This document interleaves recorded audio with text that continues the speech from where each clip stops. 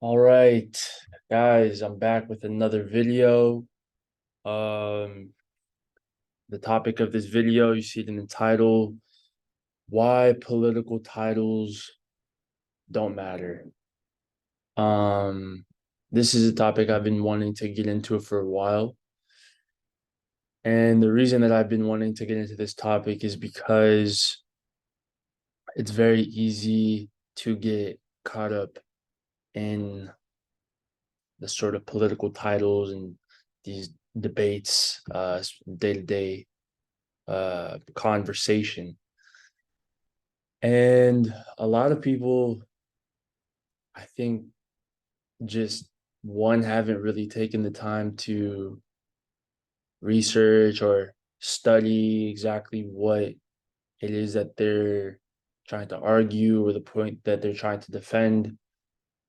And the reason why I say this is because when I was younger, I'm still young, but when I was younger, I had a lot of different beliefs than I do now.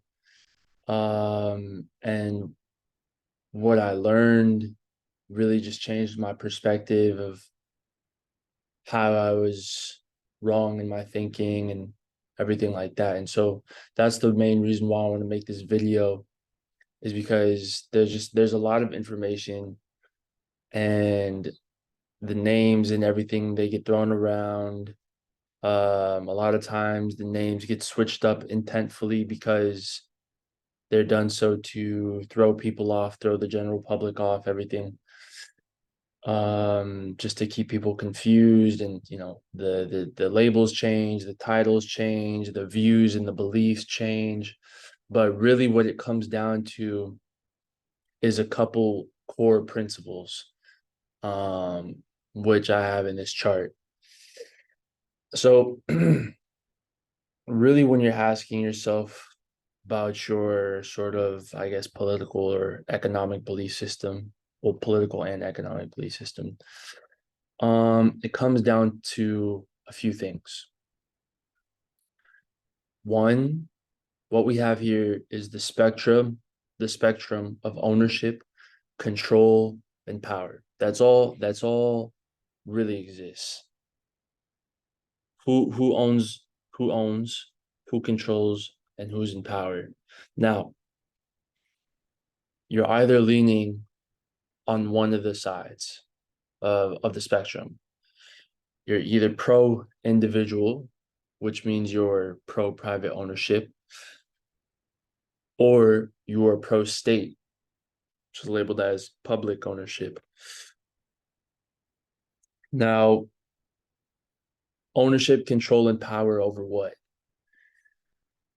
Ownership, control, and power over money, assets, the resources, and the means of production. That's what it is. So ownership, control, and power, pro individual, pro state, over who should have that, over the money, the resources, the assets, and the means of production. So if you're a pro individual person, right, and you're versus a pro state person, what happens with the state is that as time continues to evolve and more pro state philosophies emerge, uh, the state takes control over all of those things, ownership, control, and power over all of those things that we listed before. So what happens is that the state actually intertwines with the private sector. So you have the public sector, right? You have the public sector, which is state provided services, which they provide those services from tax receipts, that they collect from the individuals who are actually participating in the real economy and everything like that. So they collect those tax receipts, and they provide services to the public at the expense of the taxes of the public. Now, in order for the state to expand, they need to take control. They need to take control of assets and production. They need to produce, and have some, some sort of income and everything. So what happens is the state ends up intertwining with the private sector, and they end up getting closer and closer, all the way up to the point where there's no difference between the state and the private sector. This is full communist, right? This is full communist. Everything runs through the state. All entities are owned by the state. Think China, or think other super was it is it Venezuela, I think, or yeah, I think Venezuela. Uh, Anyways, that's what happens with the state. It all becomes pro state, right? Now, so we have things like centralized planning, price caps, market manipulation. The state can control, the stock market based on the money supply, interest rates, everything like that. Um, the state, the people, a lot of times once you get into this area, there's a lot of corporate bailouts. The state uses public money in order to bail out larger institutions that are keeping the system afloat, or that they have um, vested interests in, stocks or equity, um, or just a general asset. Uh, so here there's a big involvement with the government. Um, and some of the common terms that you'll hear about this is, right, like liberal, socialist, communist. Now, this one's going to throw some people off: fascist and Nazism, Democrat, Marxist. All of these things actually mean the same thing. And so a lot of people will be like, "Oh, fascism, no, fascism is a right ideal. Fascism is a right, it's not true." The people who say that actually have not read the doctrine of fascism written by Benito Mussolini, who was the founder of fascism. It's not a super long doctrine. Um, but if you actually take the time to read that, you'll see that his theory was pro-state, was very pro-state. It was actually very, I mean, it was super far pro-state. No, no individual, and he says it in his doctrine, if this is the century of the state. And same with Nazism.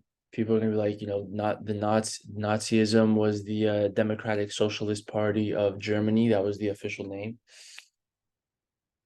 And what they did, when they got into power, is they centralized all the everything. They centralized, the means of production, and they had a way of utilizing private resources to enhance their political power without formally taking over some of those institutions. Um, so that was sort of like what they were doing. But a lot of this is very, authoritarian, totalitarian. A lot of, once you get into this territory, resolves on consumption and debt. And what happens is you end up having state and corporate monopolies. Now, the reason that you have state and corporate monopolies is because the state and those big corporations actually end up working together to maintain their position of ownership, control, and power. So the big players protect one another, and they eliminate competition from growing and expanding. So they eliminate small businesses, they eliminate medium cap businesses, they do things to foreclose and take over, and expand on private ownership of the individual. And slowly they encroach the boom bust cycle, the stock market and everything like that, and just real estate bubbles and all these things. All of these things are actually um tactics that are used to encroach the reach of that power. So uh like, for example, right, during the pandemic, um we saw, obviously a lot of real estate businesses were getting shut down for certain reasons and everything. And a lot of those institutions, a lot of those bigger financial institutions came in and bought up a lot of those assets. And those institutions that did buy up all those assets, they work with the state to amass more influence and power. So that's sort of the beliefs. That's the essential belief system of someone who is pro-state or any of these titles. Maybe they might not think it. A lot of these things are, the state. They will say, "Oh no, we're pro the little guy. We want to help the people." Da da da. But that's never true. The state is only concerned about itself. Now there is a theory I'm writing on this, but essentially, state narcissism versus public codependency. So if you understand the relationship between narcissism and codependency, it becomes very easy to see and to understand what that means. State narcissism versus public codependency, in that a state, in order to function and to continue and to grow, essentially demands a codependent public, meaning that they will do what they can and what they need to in order to keep the public dependent on the state. And this is very common in narcissistic and codependent relationships, where a narcissist or someone who's just very concerned about themselves uh, will need sort of like fuel or energy that they get from someone else, and they do everything to sort of sabotage the other person so that the other person becomes dependent on them, and so that they have this feel of power. They feel this sort of sense of power and that this other person needs them. Someone who really wants you to be successful wants you to be successful despite their involvement um, in the level of your success. So what I mean by that is that someone who truly wants you to be successful, they want you to make it, even if that requires a level of independence from them. And that's unfortunately just not what the states want. States want codependency, they want subserviency, they want dependence, they want lack in the public, and they just want total compliance. And they have ways of going about of achieving that, and we're not going to dive too deep into it, but let's go on to the flip side, the pro individual, right? The pro individual side, on this side of the spectrum, the state separates from the private sector. There's a separation, there's a low involvement from the state, from the government, free market price action. The free market will determine the winners and the losers in the marketplace based on uh, the vote of the dollar from the public, right? In the free market system, the dollar votes, the public votes for the success of products or ideas with the money that they give to it. So in a free market, if you're doing well, if you've done the job correctly, you will get the vote of the public through their dollar, through their currency and the money. And if you haven't, then that will be reflected with the lack of the vote towards your product or service or whatever it is that you're doing. Sound money, right? Sound money. The state,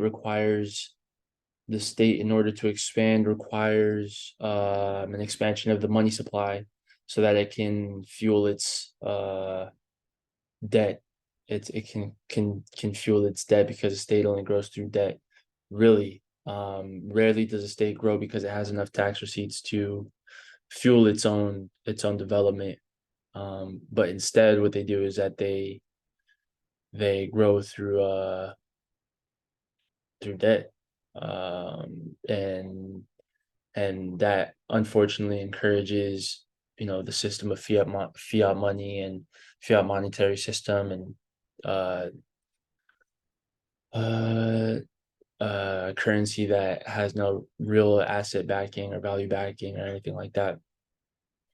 And in this system, on the right, the private individual, the ownership, on this side of the spectrum, it encourages sound money, right? Sound money, things are tied to assets, things are tied to real tangible value, gold, land, metals, just real value. So this side also encourages growth and production. Now you can have a state, you can have, for example, China is a communist state that encourages a capitalist economic system, in that they've deployed a growth and production mindset that's just totally controlled by the state. So that's how they were able to grow as such a strong force today, because they've taken a very growth and production oriented mindset. What happens is that in a evolution, in a life cycle of evolution, typically nations will first go through a period of immense debt and consumption before they go back into a period of growth and production. But we're seeing, China and India are very growth and production oriented versus places like the West or the US that are very consumption based. Are very two different things, right? Like the US imports a lot compared to a country like China that has a lot of exports and manufacturing, versus in the US earlier in the 1940s, 1930s, 50s, etc.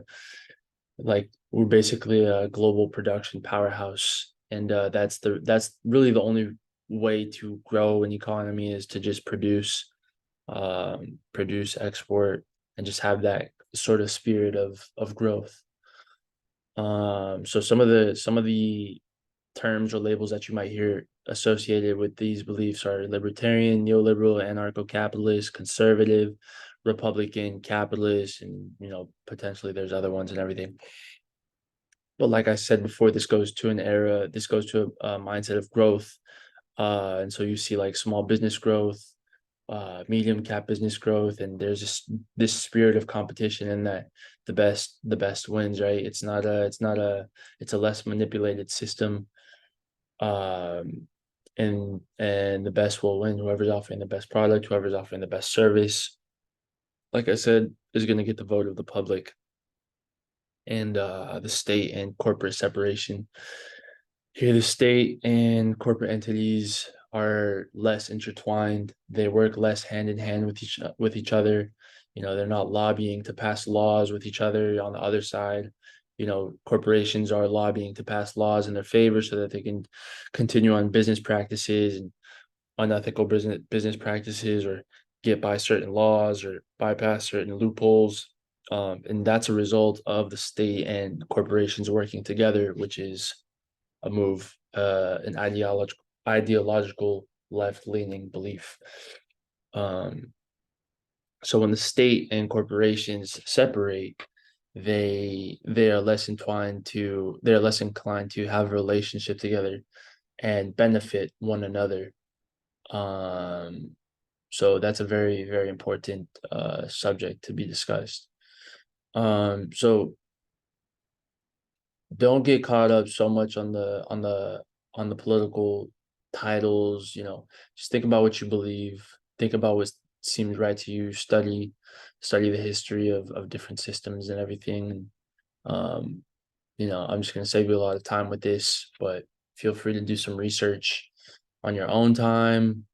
Uh, some of the ones that I like, I really liked Herbert Spencer. Um, Obviously, you have Herbert Spencer, you have Marx. Uh, I think I forget who wrote the Protestant work ethic.